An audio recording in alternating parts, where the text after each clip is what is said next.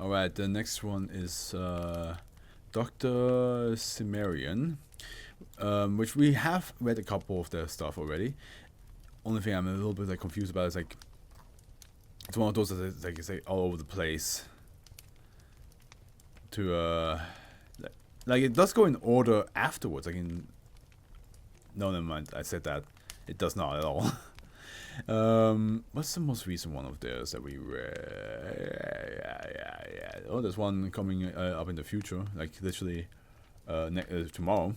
But the most recent one I think would be 2251. Let me 22.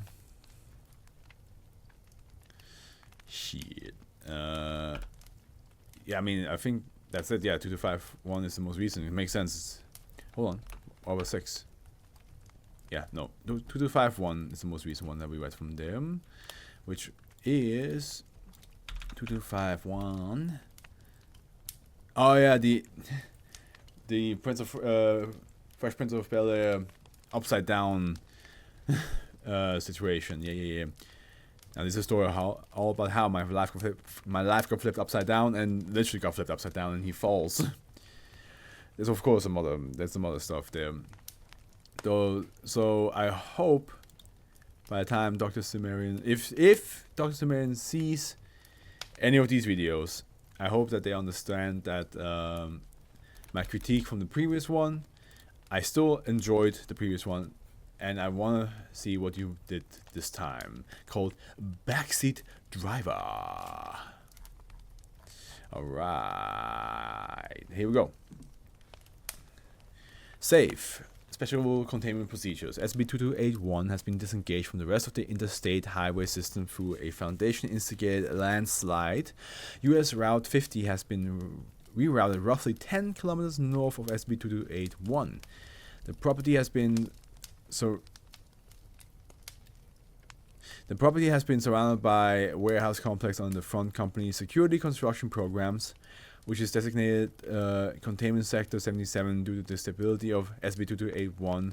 Once per year, MTF 7 Home Improvement stages a high-level training on this property, and personnel within Containment Sector 77 should consult the Level 3 supervisor as to the instructions during that time. SB2281 is currently has no research projects associated with it. Okay. So what are you trying to say with that? The flesh that hates.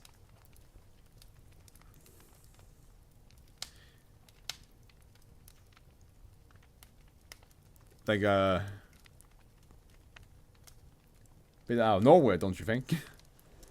2281 is a 1.2 kilometer stretch of road which was formerly a part of US Route 50. SB2281 is located near Delta, Utah, and contains a steep turn with little warning.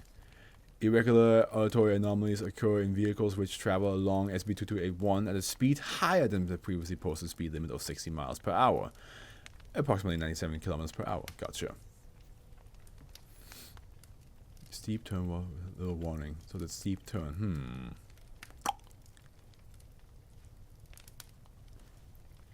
Let's see what the auditory anomalies are. Maybe it's going to say here. Yeah. Auditory anomalies manifest in the rear seat on the... Oh, great. I know what's going on. The title makes sense now. On the rear seat on the driver's side of the vehicle, initially this manifests as a request for vehicle operators to slow their vehicles to comply with the posted speed limit. SB2281's effect, however, triggers irregularly. Manifestations tend to occur more frequently in situations that involve circumstances which impair drivers' performance. So, like, are we talking about alcohol? Or like, heightened levels of occurrences have been shown to correlate to nighttime driving, driving difficult weather conditions, and driving while intoxicated. Aha!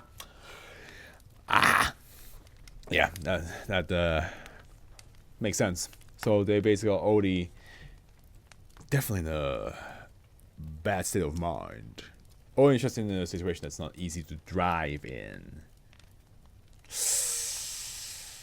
Yeah.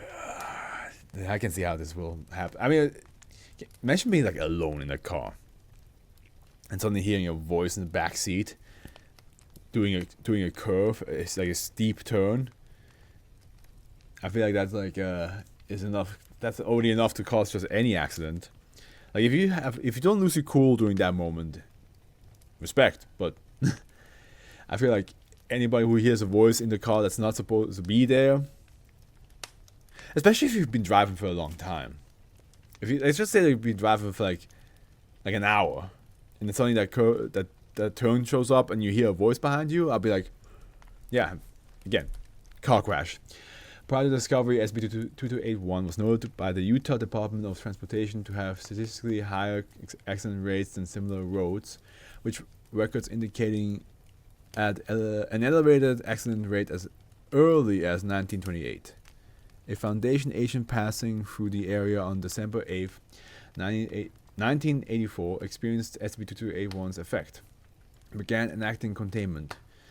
Containment Sector 77 has been considered to be fully operational since September 18, 1985, and SB2281 has been classified as safe since that time. Yeah, makes sense.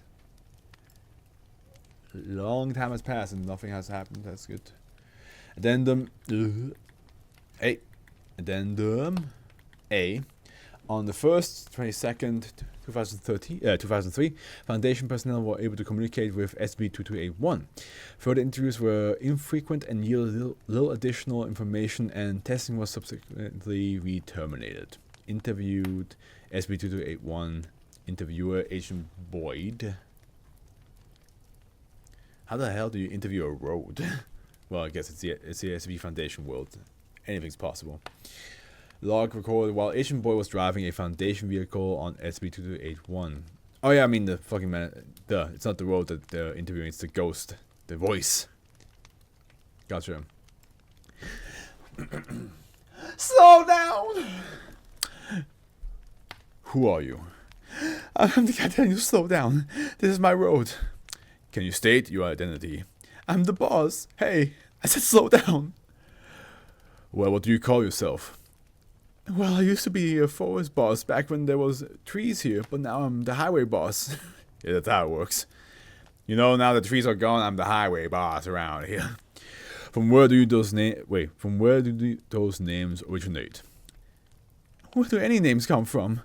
I was always had it. The little guys used to live in the forest, so I was the forest boss. Then I got rid of the forest and put this road down. So that makes me the highway boss.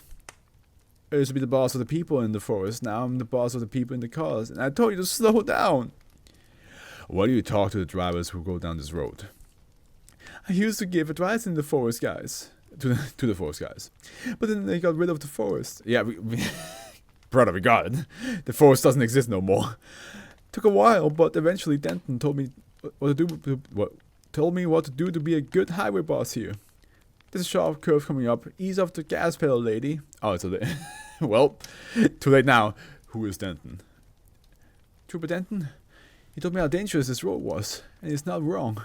You wouldn't believe how many cars crashes I've had to watch.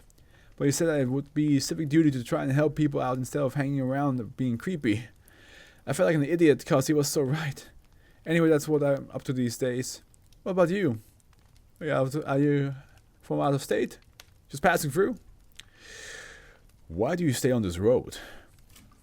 Don't got time for that one. We're coming up on the edge now. Why don't you go to talk to Denton? From the look of things, you get over to him pretty quick, right? Thank you for your cooperation. You think, miss? Be safe. Sayonara. Just jumps out the window. Just fucking out the window. And then B, subsequent investigation revealed a highway patrolman named Calvin Denton had formerly worked along this route, but he had been killed in a traffic collision while off duty in 1999. Ah, porco dio! Level 3 access required. Oh, wait, hold on.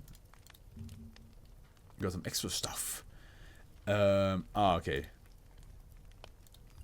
Makes an addendum C. On the 6th, 14th, 2009, Foundation agents discovered that Calvin Denton had not been killed in 1999. The discovery was made after Mr. Denton entered Foundation custody following his participation as an agent in an operation opposing Foundation interests. This interview was taken after his capture, during his custody. Wait, after his capture, I am fucking gone. During his custody, Mr. Denton attempted to alert Foundation personnel as to the existence of SB2281 and was not aware of its current containment procedures. Okay, so we have Calvin Denton, TOC agent, and Agent Aaron Ekblad, or Ekblade. No, not Blade, there's no E at the end. Although Ekblade would be kind of cool. Interview took place within Sector 85. Hello, Mr. Denton. Afternoon, I think. Are you aware of why you're being put question today? I am. What is your relationship with the anomaly classified as SB2281?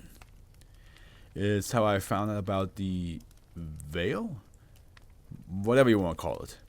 I was driving down the interstate and it just started talking to me one day. He said he was just around and wanted to talk. You communicate with the entity? Multiple times. The first few I was kind of bewildered, but after the third time I said if I found it again, I'll tell it something constructive. What did you do?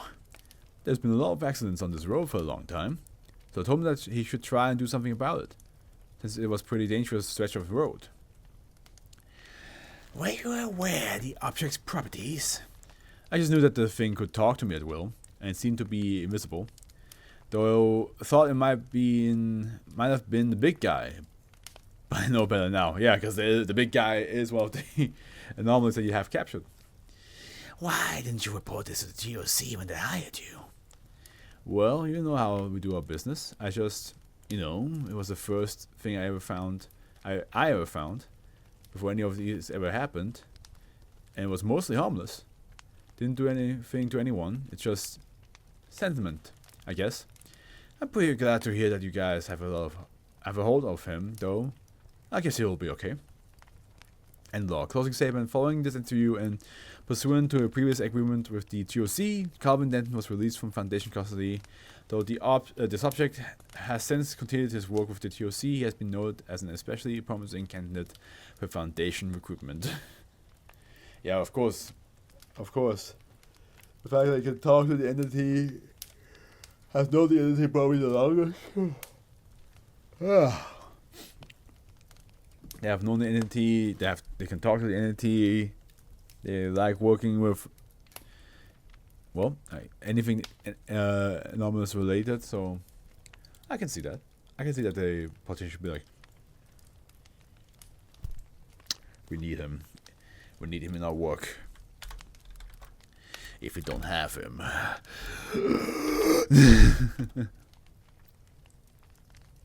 Just slow down. Do not take the curve so brazenly.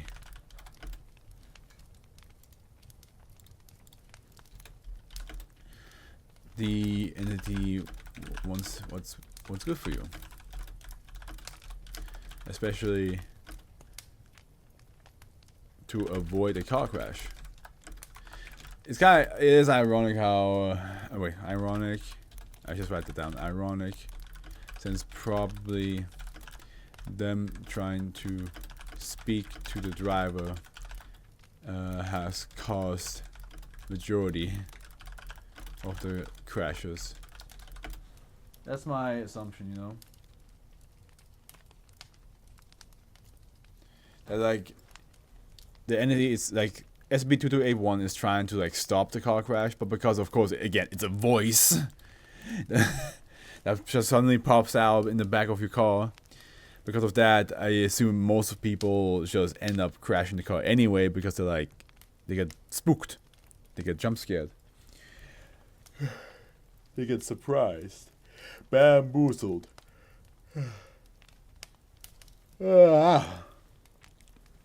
It's gonna be a rough reading, guys. It's gonna be rough. It's gonna be so rough. God damn it.